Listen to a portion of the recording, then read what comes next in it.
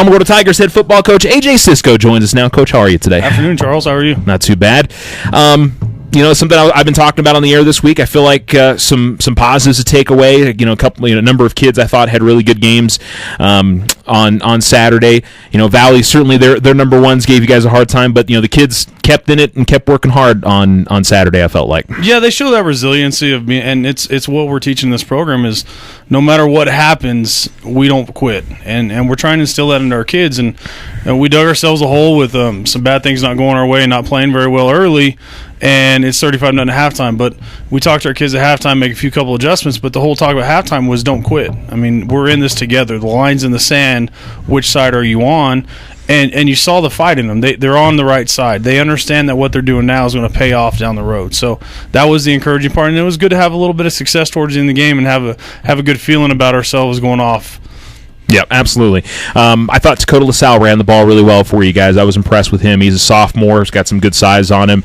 He's clearly somebody that can carry the football well, and we'll see more of him, I'm sure, as this season goes on and future in his Tiger career. Yeah? Absolutely. He was a kid that he's kind of gets bounced around because he's a pretty good athlete. So he's gone from inside linebacker to outside linebacker and kind of and bounced around there, but then he's been a fullback and a running back. Well, we had a kid go down with concussion, our tailback go down with concussion, so we needed to find another kid, and Dakota stepped up, and it's part of the process of doing everything we do as a team. Dakota's been in the film room.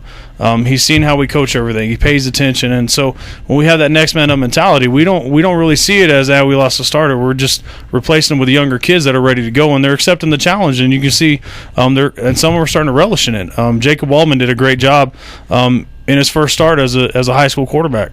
Yeah, he definitely. I mean, one of the problems obviously you guys have is trying to slow them down on the offensive line. He was trying to turn around and throw the ball sometimes, and he had somebody in his face, unfortunately. But as the game went on, he kept with it. And, that's another case of a young man who could have just been let his shoulder slump and given up on that, and he kept working in that game. I felt like. Yeah, and you can see our kids get better and better as they go. When we talk to our kids, we can only control what we can control is ourselves, and we talk about we can control effort, we can control attitude. So our kids did a great job. Things didn't go well. We did a lot of things that just kill ourselves, and our kids identify that, and then they start trying to fix it. And so we didn't pass pro very well in the first half, and then we got better in the second half once we started communicating and figuring things out. But he threw the ball well.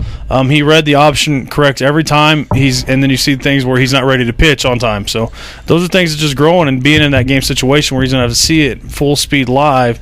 And then that's a different speed for a lot of these kids. It's not a JV speed or a freshman speed, which they may have ever seen. So they figure out real fast, this is way faster than anything they've ever done. Yeah, and getting the wide receivers into some action as well. Deshaun had a good game, had that long touchdown as well. I'm sure that's a nice thing. You haven't really been able to get the wide receivers involved a ton to get that kind of going. I think it's got to be a good thing offensively as well. It is, and it goes back to the start where all our kids are bought in. They're all into what we do, and they understand it. But to watch Deshaun catch the 5 and up, catch a couple other passes, he's a kid we got to have involved. He's a pretty good playmaker.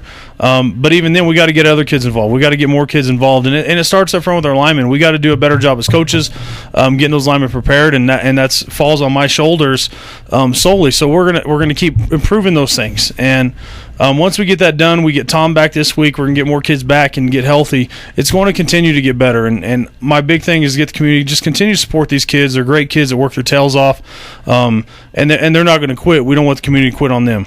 Yeah, and I do want to mention a couple of guys on defense.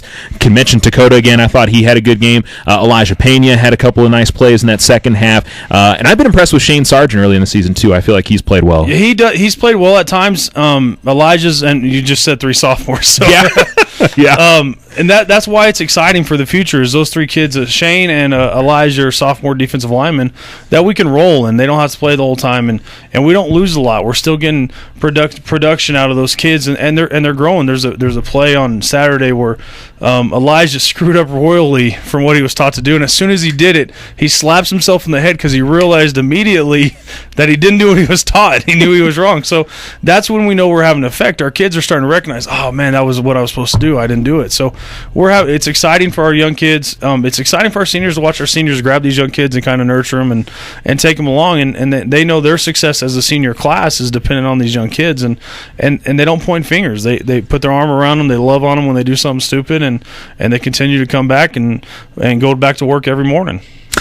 St. Pius this week. It's another very tough matchup for you guys. Pius maybe a little bit down from last year's state title team. New head coach there, so it's a little bit of a different atmosphere. Maybe not that much different, but it's another tough test early in the season for you. It is. They're the defending 5A state champs, so they've got a big target on their back and everybody's gunning for them this year. And it's not the St. Pius team. They graduated a tremendous amount of kids and some really good kids, including their quarterback and inside linebacker. Coach Montoya has been on staff for 15 or so years, so it's still the same Pius stuff. It's still the same defense, same offense.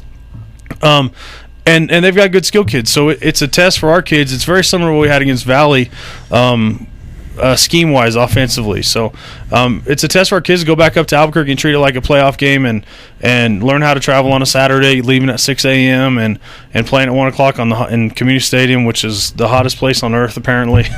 A lot of concrete around there. There was not a lot of thought into that place to cool it off. But it's exciting for our kids. Our kids are up for the challenge, and one thing we tell our kids is we don't care what happens. We just want to play hard, get better, and if at 48 minutes we look up at the end of the game, look scoreboard, if it's enough, it's enough. If it's not, we just come back to work the next day and find a way to keep improving. So Pius is a good challenge. They're not Pius of old, but it's something our kids are excited about. They're anxious to get up there and play again on Saturday at 1 o'clock at Community Stadium.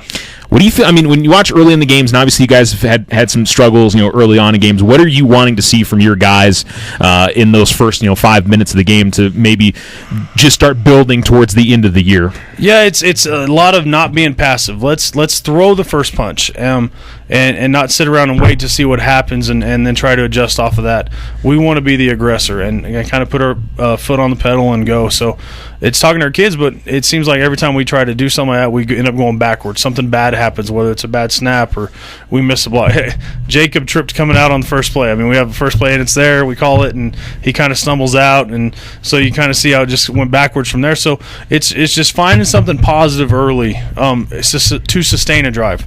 Getting that first down in that first series and continue to get a drive going, which we had against Valencia. I mean, we got the ball and went down, scored, and had some success, and then you saw us move the ball a little bit up and down the field, and then we just continued to shoot ourselves in the foot. So we got to find some way to get something positive to happen for us early, whether it's getting a stop defensively. I mean, let's get a stop. And one of the things we talked to our defense about is we want to get a stop on the first possession of each half.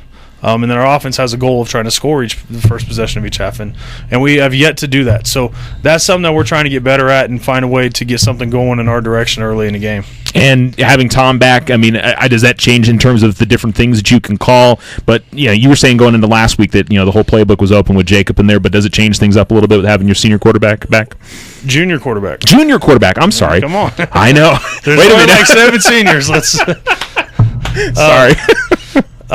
No, he gives us a little bit more option to do a little bit more in the passing game. Okay. He can break a triple option and do some things. So we didn't really have to handcuff our Jacob last week. He did a great job managing the offense, running it and doing what we did. So you saw us get into our normal 14, 15 different formations. You saw us throw the ball a little bit.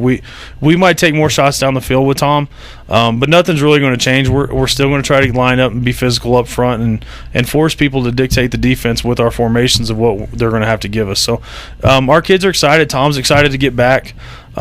He was very encouraging to Jacob. He was on the sideline helping Coach Jacob. So that's the things that we like to see is our kids are starting to take care of each other now, and they're coaching each other when they're not able to play to help fix. So we're starting to build this whole family mentality and take care of each other, which is a positive thing.